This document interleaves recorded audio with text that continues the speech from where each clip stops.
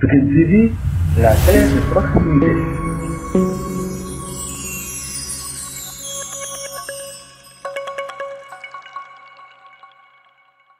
ñoom ngeen fi gis kenn ku ci nekk ci coalition bi nga bokk te da ngaa jiite parti fii ci Pikine Nord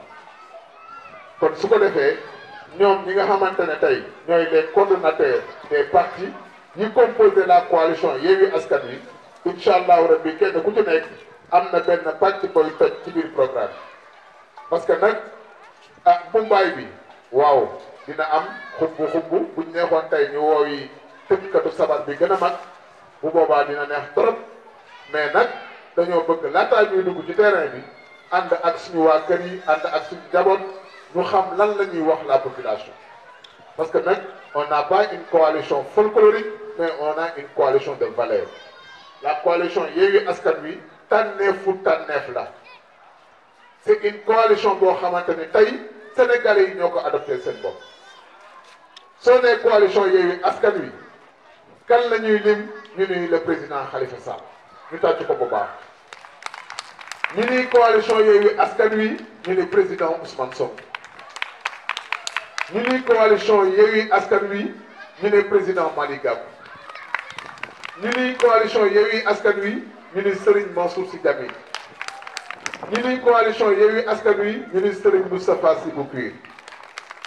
ñu ni coalition Yewwi Askan Wi ñu ni suñu yaay Aïda Mbodj gaynde Bawol ñu ni coalition Yewwi Askan Wi ñu ne président Habib Sy ñu ni coalition Yewwi Askan Wi ñu ne Déthié Fall mu nekk une coalition autant d'autres yoo xam ne buñ ko doon lim tey ñu bëri ñu ngi ci Sénégalais yi ci société civile bi ci ñi nga xamante ne ñooy les composantes de la nation sénégalaise ñun nag fii ci Pikine Nord yàlla dogal ñun ñi nga xamante ne ñoom ngeen fi gis ñu ànd bor ak nawle depuis ñu démarré tàmbalee ko ci candidature bi ba tey jii ñu am un candidat parmi les candidats muy le maire Doudou Gaye Mamadou Gaye mi ngi ñëw nga xam ne ñun ñi nga xamante ne ñoo ànd su ma nee ñun ñu ànd tey mën naa tàmbalee lim ñi nga xamante ne tey ñu ngi fi su ma taw xoolee fële dinaa gis sama frère Wowa Sougou dëkk ci koñ bi nekk doomu koñ bi nekk le coordonnateur départemental bu parti MCSS bu président Ablaye Guissé Wowa Sougou nga jóg ñu xool la mu nekk un Pikinois Wowa Sougou nekk doomu Pikine nekk ku bëgg Pikine nekk ku bëgg dëkkam nekk un jeune engagé toujours au service de son pays kon kooku ci biir coalition bi la bokk ñu ne kan ñu ni monsieur le maire Kéba Ndiaye nekk jàngalekat nekk un cadre dëkk Pikine Nord jiite Pastef bu Pikine Nord ñu ne kooku tey mi ngi ci biir coalition Yewwi Askan Wi teewal fii le président Ousmane Sonko kon président Kéba nga jóg taxaw xam naa xam nañ la mais ngeen tàccul ma ko bu baax mu nekk lu am solo ngeen ñëw tey ci ginnaawam mu am fii la responsable des femmes de Pastef macha allah moom tamit mu ñëw bu nga si le maire Kéba ñu passé ko madame le maire comment elle s'appelle encore Fat Bintou macha allah man jégalu madame le maire Fat Bintou ñu awaat ci ginnaaw suñu mag Moussa Ndiaye grand Moussa nga jóg taxaw grand Moussa Ndiaye ngeen tàccul ma ko bu baax a baax nekk un cadre ci biir Sénégal tey jii Sénégal bëri na lu ngeen fiy dégg ci réalisation ci biir réew mi ci wàllu ndox ci wàllu courant ci wàllu lu ñee doomu Pikine Nord moo ko indi te Moussa Ndiaye mii la te tey mi ngi ci biir coalition Yewwi Askan Wi kon mu nekk lu dal xel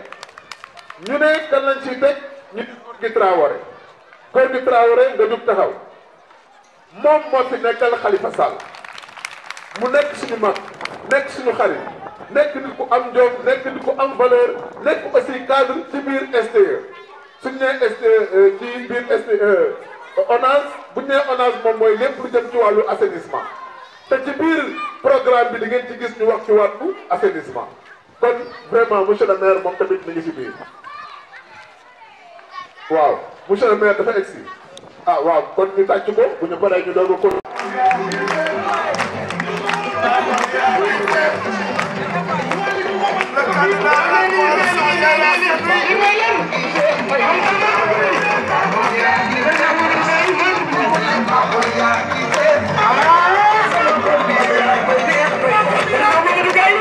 Yeah.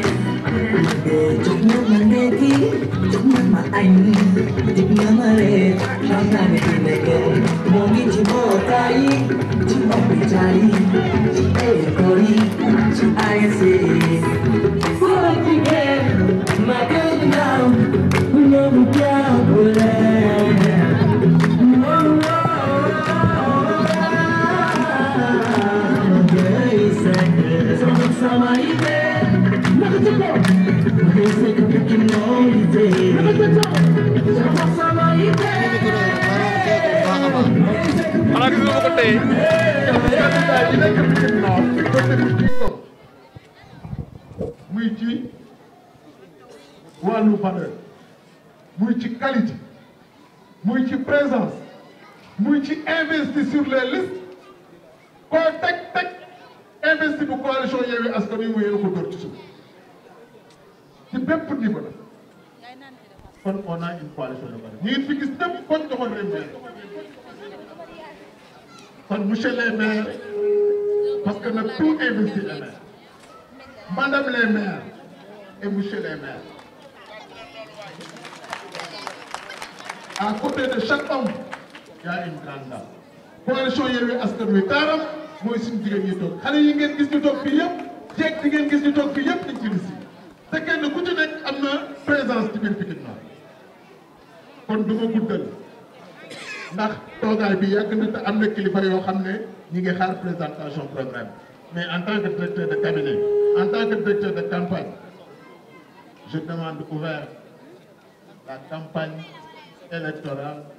de la coalition Yewwi Askan Wi et Inch'Allah au soir du 23 wóor na ma ni xol yi Yewwi moo ci nekk te li nekk ci xol yi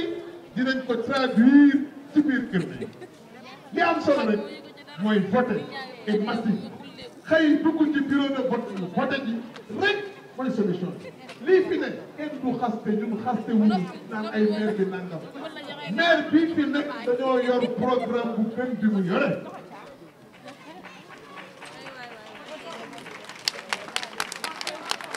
candidat bii ñu am dafay nekk candidat bi gën ci candidat yi monsieur le maire Mamadou Gaye est le candidat idéal pour porter Pikine Nord avec son équipe au sommet des grands communes du Sénégal. Monsieur le maire, monsieur les maires, madame les maires, maa ngi wàcc foofu sama kàddu tey wax ne combat bi commencé te incha allah nañ leen yàlla may merci Mansour foofu lay wàcce sama éducation ne santé ne action sociale ne jeunesse ne sport et culture ne environnement ne cadre de vie donc yooyu soo ko dajalee mooy yi nga xamante ni maire war na si liggéey bu baax a baax moom ak conseil municipal pour askanam donc ñoonu ñun waa coalition Yewwi Askan Wi toog nañ xalaat si bu baax a baax parce que bëgguñu rek ñu fal ñu ba pare ñu doog a xam ñu doog a xool lan la ñuy def toog nañu xalaat bu baax a baax loolu bu si nekk am na lu ñu ci tënk ne bu ñu faloo si at bu njëkk bi nangam ak nangam dinañ ko def pour askanu Pikine Nord waaye si biir mandat bi 5 ans yi tamit nangam ak nangam dinañ ko def semaine bu si nekk loolu tënk nañ ko si benn document boo xamante ni mën nañ la 18 pages la en Microsoft Word loolu tey war leen bëgg a présenté fii njëkk a woo si loolu mu ñëw présenté semaine bu njëkk bi moom moo nekk domaine éducation mu nekk monsieur le maire Kéba Ndiaye ak ki ñuy wax Modou Gadiaga bi di présenté wu parce que ñu bëri dañuy dégg Kéba waaye xamuñu ko yàlla dogal na man maay le coordonnateur de PASTEF au niveau de la commune en même temps nekk le vice-coordonnateur des jeunes de PASTEF dans le département de Pikine d'emblée li ma bëgg a tàmbale mooy li Ali Sow wax léegi daf ne woon sax duma ci wax waaye daf ma xaw a touché parce que pour des raisons professionnelles je ne suis pas tout le temps dans le département à Mbour laay nekk mais à ma grande surprise aujourd'hui on m'a appelé encore pour me dire qu'il y a des candidats qui disent que Pastef waxuñu sax Kéba mais Pastef ak ñoom ñooy liggéey te Pastef ñëpp xam nañu ne Pastef mu ngi liggéey avec la coalition Yewwi Askan Wi alors ci biir loolu nag may leeral benn mbir Kéba fii la juddoo fii la yaroo fii la màggee mais Kéba turam jëmmam njabootam amul njëkk bu ñuy jënd loolu il faut mu leer parce que dégg naa lu nekk alal bu nekk ñu ngi koy wax naan moom lañ ko jox ba tax moo tax jaay na Yewwi Askan bi pour ñëw ci ñoom dew ma fenn Yewwi Askan bi laa bokk na leer. merci. bu loolu jàllee dañuy ñëw juste ci benn volet boo xam ne dañ ñu ko dénk tey ci liggéey bi muy volet éducation xëy na dañu naan ci domaine boobu laay yëngatu man ak sama doyen moo waral ñu dénkuñu ko waaye ñi nekk ci kaw ñëpp nekk ay maire amoon nañ également ay compétences pour mën ci wax kon pour tënk li ma bëgg a xamal mbooloo mi mooy ñun ñi nga xam ne dañu ne woon ay candidats lañ bëgg a jiite coalition bi ici à Pikine Nord kenn ku ci nekk daf la jaral nga dëxëñu bind sa programme ne man lii mooy sama gis-gis ci Pikine Nord volet bu ci nekk nga amoon ci xam-xam bind ko alors bi ñu toogee nag ba choisir benn candidat muy suñu frère Mamadou Gaye nous avons décidé de faire la constellation des programmes pour mën a am benn programme bu ñuy tuddee coalition Yewwi Askan bi coalition boobu nag tey moo am benn volet bu mu proposé ci wàllu éducation moom laay essayer joxe les grandes lignes man ak sama doyen Madou li ci jiitu ci biir coalition bi dañu ne à court terme maanaam ci durée bu gàtt li nga xam ne am nañu yéene wu def ko mooy réfection et rénovation de toutes les 9 écoles élémentaires publiques de la commune concernant la peinture, la décoration, reboisement, jardinage, débauchage et réfection des toilettes. Voilà. Mais également, dama lay jox peut-être nga def la traduction en wolof après ñu continuer. Allez-y. Bon, réfection et rénovation de toutes les 9 écoles. En wolof. Ku xam Pikine Nord xam ne école yu màgget la te élèves fu muy jàngee war na wóor ku ci nekk sa doom nga koy yebal donc classe yi ñu ne warul di daanu wala muy menacer ruine donc moo tax ñu décidé ne dañu rénover 6 écoles. réfectionner peinture defar cadre de vie wu école bi ba nga xam ne élève bi dem école moo koy gën a toog ci kër. Voilà boobu mooy premier point. Le deuxième point, on a dit que nous allons faire un investissement humain en une semaine à l'ouverture des classes, puis régulièrement chaque semestre. Merci. Voilà, deuxième point bi mooy wax ne école ku ko wax tamit salubrité c'est-à-dire dafa war a set.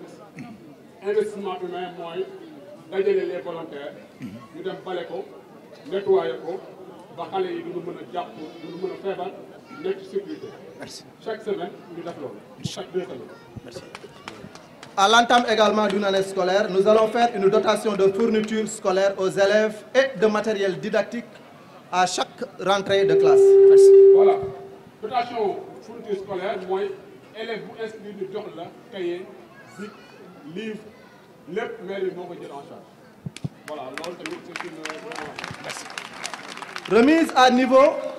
des apprenants avec des répétiteurs et des cours de vacances gratuits. Voilà. bu ñu jëlee mairie bi aussi jarul kenn di dem di fay ay cours de renforcement on va prendre nos étudiants ak ñi nga xam ne ñu ngi fi toog des bonnes volontés ñuy jàngal suñu doom gratuitement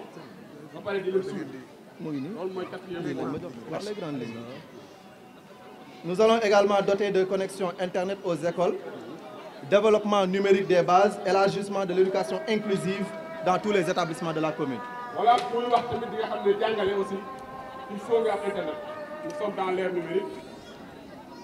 Voilà, nous allons après en matériel au choix, mais également dotation d'uniformes à tous les élèves des écoles publiques élémentaires, soutien au projet de crèche de quartier, de dynamisation des organes de gestion des écoles scolaires. Donc, essayez de détailler après nous terminer. Wow. nee na ci appui financier professionnel à l'effectif de chaque école mooy école bu ne maire bi dina dimbali pour appui financier quand on le dit mooy ay photocopie et tout ça ak yi ngay mën a fayee say femme de charge et autres. Deuxième point bi mooy dotation d'uniforme mooy élève bu ne Pikine Nord maire bi dina la solal moo lay jox sa uniforme. Troisième point soutien au projet de crèche crèche de quartier mooy jardin d'enfants quartier bu ne ñu wutal ko crèche bu ñu mën a def garderie d'enfants pour les habitants de Pikine Nord. Voilà. Concernant maintenant toujours les écoles,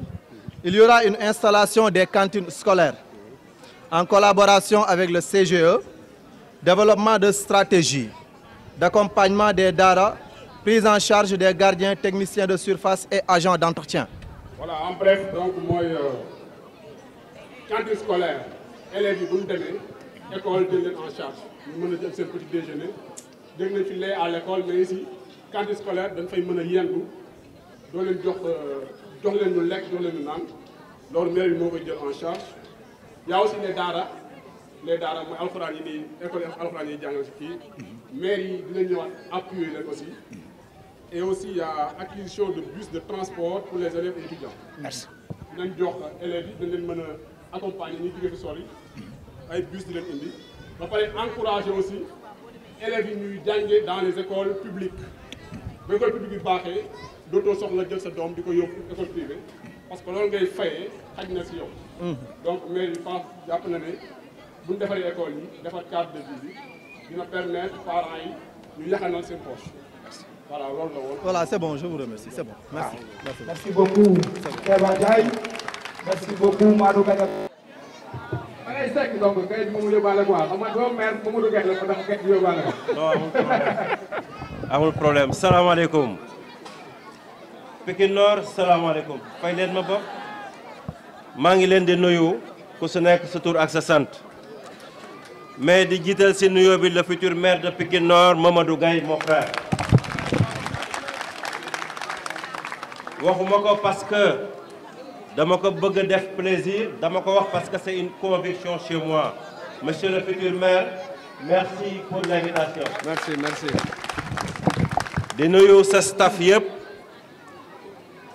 li ñuy wax rek ku ñëpp soxla nga xat mais Pikine Nord dama xamul buñ ma invité naka laay def parce que ni ngeen ma téye xam naa ko yëg naa ko samay nit yëg nañ ko. mais dama jàpp ni la réciprocité est confirmée xam ngeen ni aussi li ngeen ma jox naa leen ko moom jeex tàkk. merci pour l'honneur merci pour le plaisir merci également pour le soutien. tey laa gën a gëm nag la coalition Yewwi Askan Wi Kéba dégg ko dara tu es en politique di nga dégg leneen ak leneen mais ça ne fait que nous grandir. dañu ne Yewwi Askan Wi dama xool fii gisuma kenn koo xamante ni buum mi ngi ci ay loxoom kenn yeewu fi kenn waaye nag dama jàpp ni am nañ sa soxla yoo xamante ni yeew nañ ci. pour qu'est-ce que ça veut dire Yewwi Askan Wi c'est une philosophie et il faut le comprendre comme tel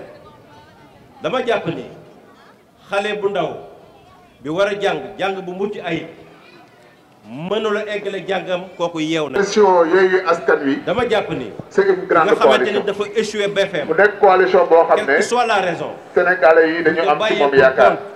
ñu ñaan yàlla suñu borom yàlla bu yàlla beneen opportunité kooku yeew nañ. alors dama jàpp ni ki jàng ba xubidaas ba am ay diplôme di wër juróomi at mënul am liggéey kooku yeew nañ. dama jàpp ni ki nga xamante ni dafa yore daaram ñu war ko jox une considération parfaite. bu fekkee ni jumtukaay yi nga xamante ni moom lañ jox école moderne mënu ko am kooku yeew nañ ko dama jàpp ni artisan bi nga xamante ni dañ ko war a encadrer dafa war a am ay jumtukaayam dafa war a egg ci levier de financement yi bu fekkee ni mënu ko am parce que il y a une ségrégation par rapport à ça kooku yeew nañ ko dama jàpp ni yow miy jigéen mi nga xamante ni yaa ngi ci liggéey di bañ di liggéey pour faj say gàcce ak sa gàcce njaboot dama jàpp ni bu fekkee dañ laa war a financer te bala ñu lay financer laaj la sa carte politique kooku yeew nañ la loolu la ñu dagalee ni véritablement askan bi dañ ko yeew te il est temps que askan boobu ñu jàpp ci pour askan bi yeew bi boppam pour le développement du Sénégal. am na nag liste boo xamante ni dañ ko ragal muy la liste Yewwi Askan Wi à la ville de Pikine am nañ ci plaisir am nañ ci honneur tey laa gën a am détermination. Magaye Seck boo koy rey da ngay jàkkaarloo ak moom rey ko waaye doo ko jamee ci ginnaaw incha allah. J'ai la conviction ferme que même bu ñu may daaneel sama arme au point lañ may daanelee waaye kenn du ma déshonoré bu ma bëggoon lu sedd bu fekkoon ni individualisme la bu fekkoon ni égoïsme moo ma animé mais dinaa tànn bi gën a sedd mooy tey topp seen ginnaaw ànd ak naag ñoom 7 ans kenn gënuma leen xam bu fekkoon ni foofoo gën fa lay tànn parce que moo gën ci man moo ëpp koom moo ëpp noflaay te du ma dépenser aucun franc mais dama ni fu man def 7 ans nag bu ma fa jógee bu ma amul ambition nekk le premier au lieu du premier adjoint nekk le maire titulaire dama ni kon bu baa doot du ma gor te ñi nga xamante ni faral nañ ma wala samay am di jàmm danañ ma mere dama ni damay dëggal sama bopp damay taxaw jàkkaarloo ki nga xamante ni pendant 7 ans topp naa ko di ko jàppale ba moom mu déclaré de sa propre bouche mu ne il ne pouvait pas avoir un meilleur premier adjoint que moi kooku c'est ça m'honore et c'est pas parce qu'il veut me faire plaisir c'est parce que dama ko liggéeyal te mosuma ko yàqal mosuma ko fakastal noonu lay doxee kon nag monsieur les maires monsieur les mairesses aussi je vous encourage à persévérer ñëw naa Pikine dégg naa gisal naa sama bopp Pikine Nord c'est possible mais pour que ça se réalise il faut que encore une fois ngeen am abnégation dara bañ leen distraire dara bañ leen yàqal seen objectif li may faral di wax di ko gëm man mooy yéen tamit fu seen bët tegu bu leen ko seen fit xañ kon la mairie ngeen war a teg benn levier boo xamante da ngeen fa war a accéder bu ngeen ko gëmee da ngeen ci egg incha allah li tax nag sama kàddu mënta bëri mooy dama war a dem Sicap Mbao te damay faral di wax ne nit tollul na mu waxee ci jëfam rek lañ ko mën a attee te dama jëloon engagement di dinaa fa dem mais dama mënula tëb Pikine Nord te ñëw ma fi ngeen gis ma xam ni aussi man ba tey laa gën a am détermination nañ ma éliminer mais benn contrat laa bëgg ñu signer ko fii même si on m'élimine par extraordinaire monsieur le maire gagnez pour moi s'il vous plaît gagnez pour moi pour me faire honneur gagnez pour penser la plaie qui m'anime aujourd'hui bu fekkee ni gañe ngeen yëngatuma dara parce que dañu ni loo ñàkk sa waay moo ko amul j'y crois fermement et je vous exhorte à gagner pour moi c'est possible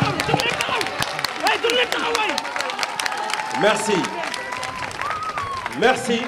c'est possible lu ma naqar yi fagal leen ma sama naqar maa ngi leen di sant maa ngi leen di gërëm salaamaaleykum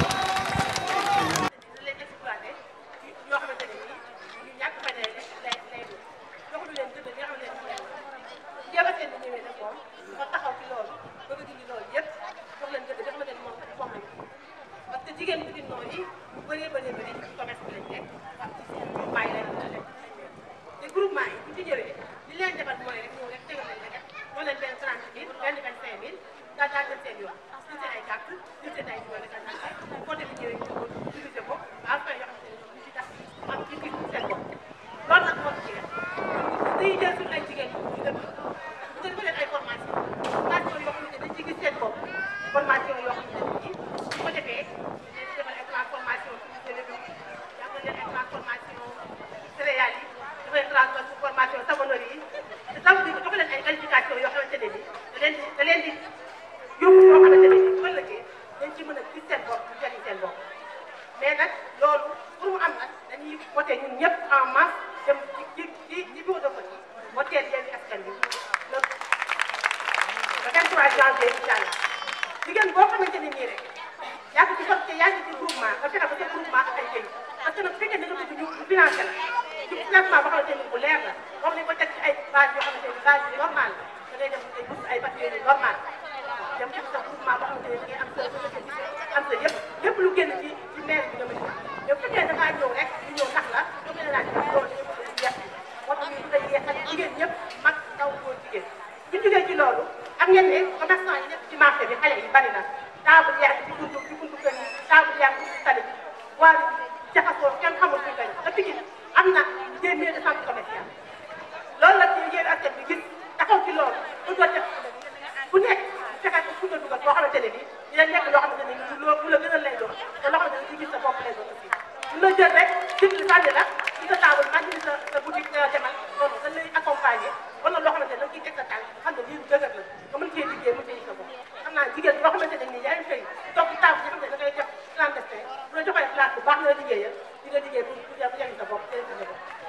moom su amee autofinancement ci boppam rek dëkk bi gën a neex parce que nag ay jàmbaar lañu te ay góor ñoo mën ñoo mën sax góor ñi ndax ñuy def ci fortaat bu ñu amee lu baax loo xam ne dañ ko téye seen loxo dañ mën a liggéey di liggéey te loolu yéen askan bi dafa ci cee xalaat ci programme boo xamante ne programme bu fiable la nit mën a teg bëtam waaw loo xamante ne nii lu ñuy naxaate ñu ngi leen di gërëm nag di leen sant temps bi moo gàtt mais on a bëgg nañu wax lu gën a yaatu lii def lu gën a yaatu lii dañoo jàppante problème boobu parce que ñoom ci point bas di nekk kër yi ci suuf dañuy féete donc ci biir loolu am na suñu partenaires yu mu mën a am xam naa monsieur le maire ëllëg am nañu possibilité gisante ak ñoom ba nga xam ni dañ ay branchement yoo xam ni dañuy permettre problème yooyu ñu am ñi jàppanteel dana wàññeeku même bu jeexul totalement je crois que am na yu bëri yoo xam ne mu ngi ci biir yàlla bu ñu defee ñu jox ñu maire bi incha allah lu jëm ci affaire assainissement ak cadre bi yu bëri nañ ci taxaw voilà mën a yem pour ne pas être trop long. Yewwi Askan Wi pare na bu ñu ñëwee incha allah def ci ay jéego macha allah ñu tàcc loolu. famille moo ñu présenté programme santé bu incha allahu rabi yàlla defee ñu am ndam sa kaw mairie bi.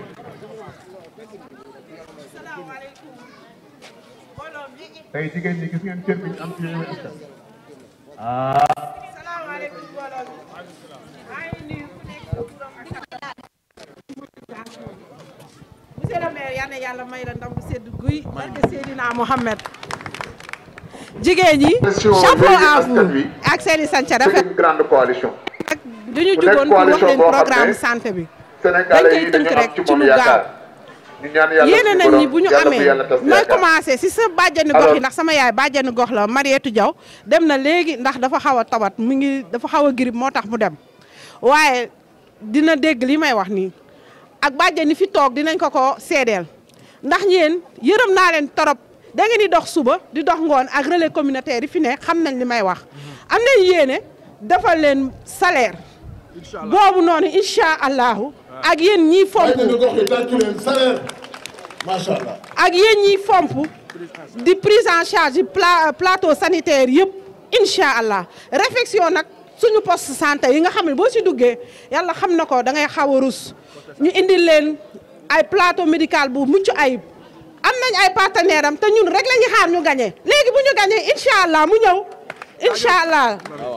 loolu lépp dina ñëw incha allah yal na yàlla may ñu ndam bu sedd guy amiin bi ci des tamit ñu ngi wax ci kii bi jigéen ñi wasin ñuy wax si maternité bi maanaam wasin ci boppam nit di dee moo fi war a jeex loolu l'époque est révolue depuis l'Europe donc ñun pourquoi en Afrique te ñu am ay moyens ñuy jël xaalis bi di pasare loolu moo fi jeex di faju di ran poste santé boo si duggee sa xol bi day jeex takk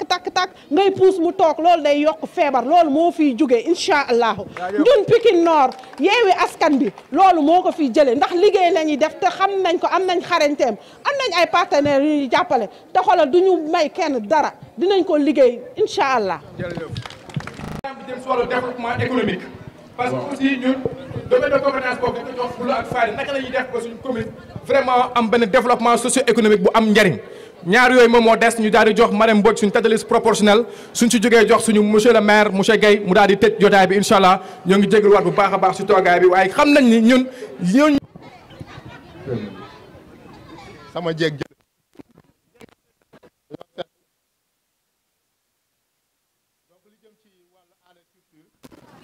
buñ koy tënk ci olof mooy lu jëm ci aada ak cosaan loolu liñ ci wax mooy bu ñu faloo ci premier mandat à courant bi dinañ accompagner maanaam ñi nga xamante ne ni ñooy yëngatu ci wàllu woowu ñu accompagner leen maanaam ci seen formalisation gunge leen ba ñu doon ñoo xamante ne ni dinañ am benn taxawaay bu am solo. dinañ subventionné aussi ñëpp ñi nga xamante ne nii dañuy yëngatu ci wàll woowu ci fekk ñoom formalisé wu nañ ba pare.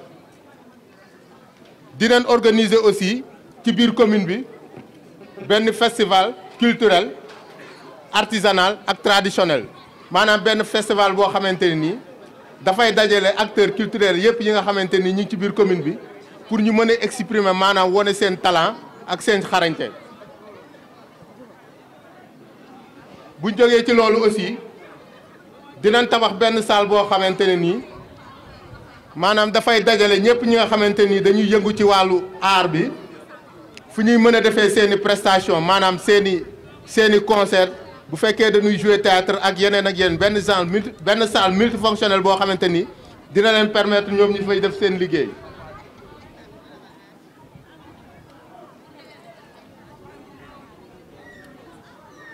dinañ organiser aussi ay foire du livre ay panel di def ay échange ci ay livres ak ay achat vente dinañ aménager aussi benn espace d'expression culturelle maanaam foo xamante nii dañuy def rénovation aussi théâtre verdure bi bu Fodé Doussouba defaraat ko mu nekk salle bi nga xamante ni mooy salle d'expression culturelle bi fi nga xamante ni artistes yi dinañ fa mën a dajaloo di toog di waxtaan di échanger. dinañ créer aussi benn studio d'enregistrement municipal maanaam par exemple ñi fi nekk di yëngatu ci wàllu rap wala wàllu musique ak leneen ak leneen dinañ leen créer benn studio boo xamante ni buñ demee ba war a def seeni production maanaam génn seeni maquette wala seeni single wala leneen ak leneen dinañ mën a dem foofu nekk fa def ko fa sans benn problème. dinañ créer aussi benn bibliothèque scolaire et universitaire communale bibliothèque mooy foo xamante ni xale yi nga xamante ni dañuy jàng dinañ fa mën a toog di gëstu ci wàllu domaine yi nga xamante ni ci la ñuy yëngatu créer ko équiper ko ak ay livres ba nga xamante ni dootuñu soxla di dem UCAD wala feneen ak feneen lépp lu ñu soxla dañ koy am ci biir commune bi. liy mujjee mooy dinañ créer benn mini village artisanal boo xamante ne nii maanaam genre marché lay doon boo xam ne day dajale par exemple peintres yi cordonniers yi artistes yi photographes yi ak sculpteurs yi ñu xamante ne ni bu ñu defaree seeni œuvre ba pare foofu la ñuy toog exposer ko fa pour que nit ñi di mën a ñëw di ko xool buñ ci amee lu leen ci intéressé ñu jënd ko wala ñu jëfandikoo ko. je pense que ne loolu mooy li nga xamante ni ci gàttal tënkoon nañ ko ci li jëmoon ci wàllu aada ak cosaan man ma doon am plaisir aussi pour ñëw fii di leen ko partager.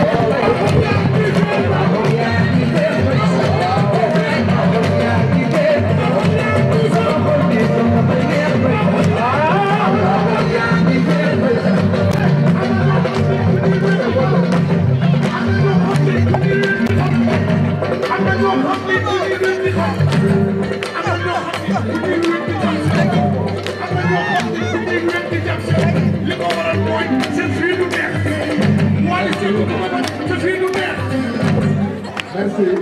alors Didier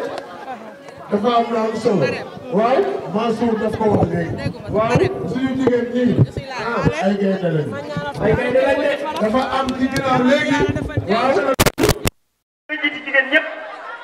loolu du yow yàlla moo la ko tëral tàcculoon ma dem ayo ok merci jërëjëf asalaamaaleykum waa Pikine Nord asalaamaaleykum waa quartier Fass Marigot asalaamaaleykum waa quartier Médina Pikine maa ngi leen di nuyu yéen ñëpp kenn ku si nekk ci turam ak santam di leen jox yéen ñëpp seen wàccuwaay di jiital nuyoo bi di ko jox monsieur le maire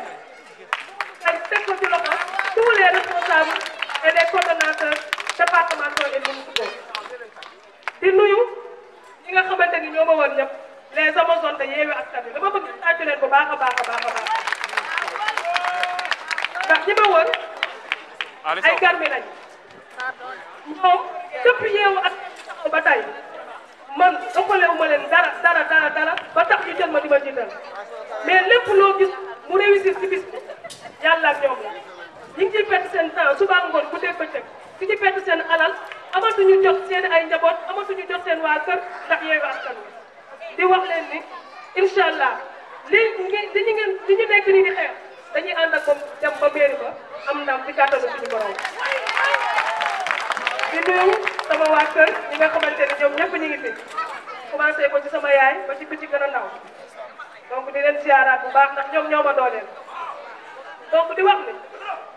fi ñu jëm dafa nekk ay échéances yu am solo. fi ñu jëm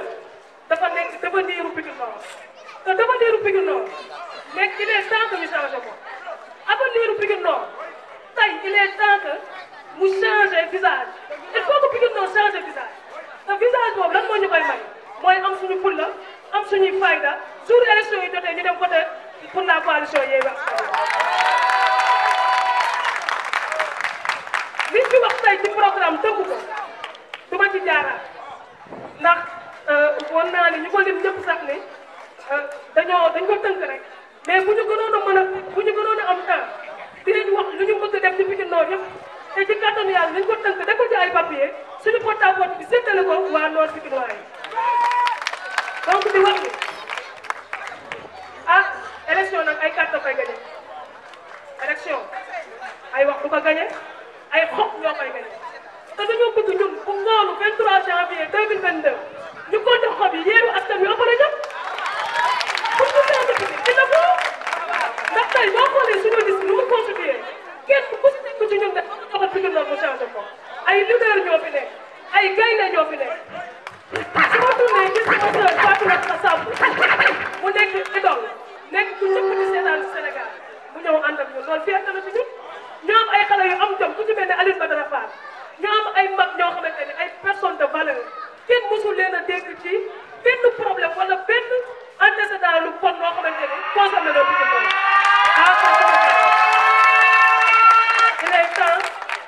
il est temps que ñu jël ñu moom il est temps que ñu jël ñu moom te jëluñu moom nag jëluñu moom lenn rek moo ñu koy may ñu yokk fas jom ñu gën a góorgóorlu kon naam population bi lu ñu leen wax fii tey ñu koy dégg bu ñu faloo bëgguñu beneen élection ñëw ñu ñëw naan dañuy présenté wu dañuy ñëw di wax suñu bilan fii am na ñu fi laaj bilan boobu ba tey kenn tontuwuñu Pikine Nord lan ban changement moo fi am ban changement moo fi am xool leen tali bu bees bi tilimaayam booy ñëw indi fi sa kër da ngay rus oto yi bu ñu dawee ñëw tilimal la yàq la marché Zeng bi booy dawal oto booy ñëw doo am foo jàdd yàlla bu événement am donc Pikine Nord ñun lu ñuy métti dafa bari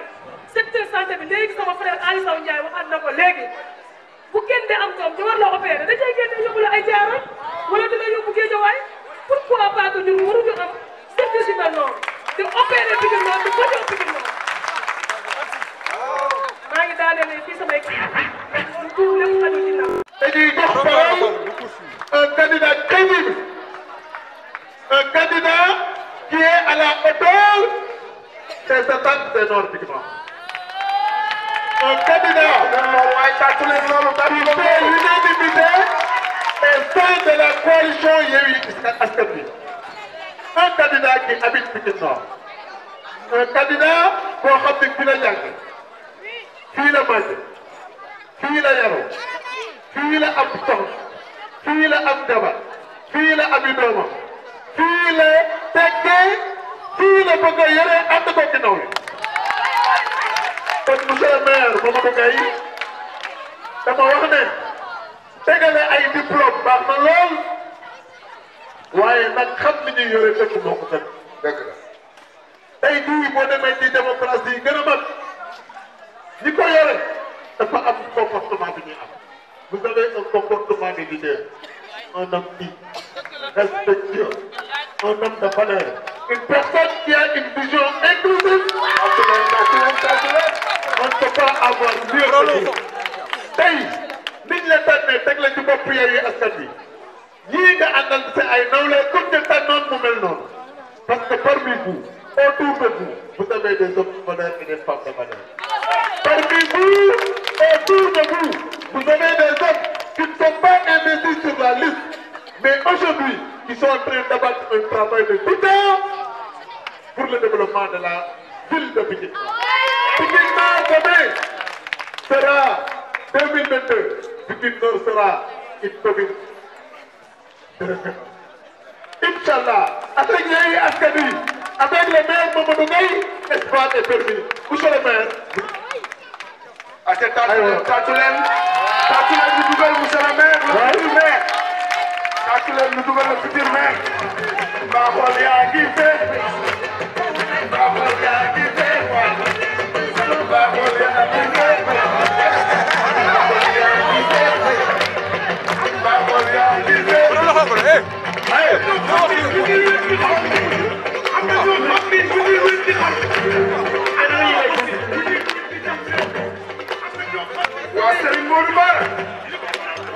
Serigne Mor Bara. buñ la yónnee ngay. kii ñuy waaj a dugal.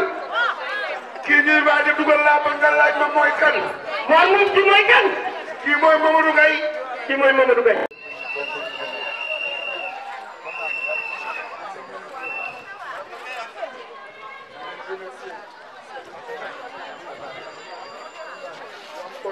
waaw ñëpp ñu fi teew comme ni ko nit ñi waxee rek fii képp ku fi taxaw condition moo la fi képp ku fi taxaw gëm-gëm gëm frère ak suñuy sœur ñu teew fas yéene ànd ak ñun ci lu ñu jëm muy campagne fas yéene jox ndam la coalition Yewwi Askan Wi damay wax ni heure bi dafa jot heure bu jël décision population du Nord joxoon ngeen fi kenn mandat pour juróomi at heure bi jot na nag ngeen jël seen décision te décision bi population bi dafa war a jël parce que commune du Nord dafa war a soppeeku te heure changement bi dafa jot donc kenn warul toog ci këram kenn warul des ginnaaw. kon ñu mën a góorgóorlu ba suñu commune nekk commune bi gën ci commune Sénégal yi commune Pikine Nord nekk une commune de référence nekk une commune modèle te loolu yéen ñii yéen a ko def tànn Yewwi Askan Wi teg ko ci seen loxo ñu am changement bu radical ba wóor ni ñu fi newoon dañ dem foyee commune bi liggéey ñu woon population bi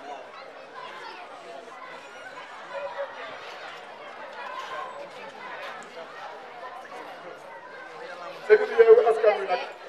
nekkul équipe bi ñu naxee parce que fas yéene wu ñu nax kenn lépp lu ñu digal seen askan bi incha allahu rabbi danañ ko sàmm suñu kenn lay jàppal di leen wax rek programme Yewwi Askan Wi liggéey bi am na ci bu am solo mais ndaw yi kenn bàyyi jàppal leen def seen troisième âge sóoraale nañ baax a baax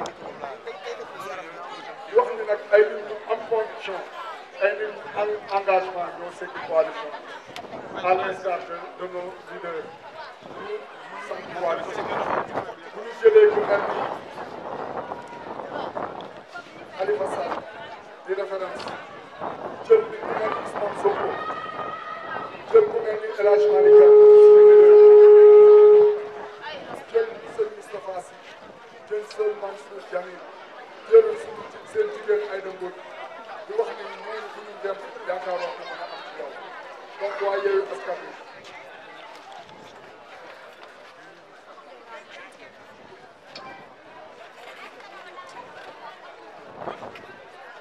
di wax ni waa Yewwi Askan Wi yaakaaroon na tuuti ci ñoom donc loolu liggéey bi rek lu ci am solo mooy axe bi ñu axe programme bi fi liir tey programme bi ci 6 axes. coalition Yewwi Askan Wi c'est une grande coalition mu nekk coalition boo xam ne sénégalais yi dañu am ci moom yaakaar ñu ñaan yàlla suñu borom yàlla bu yàlla tas yaakaar alors.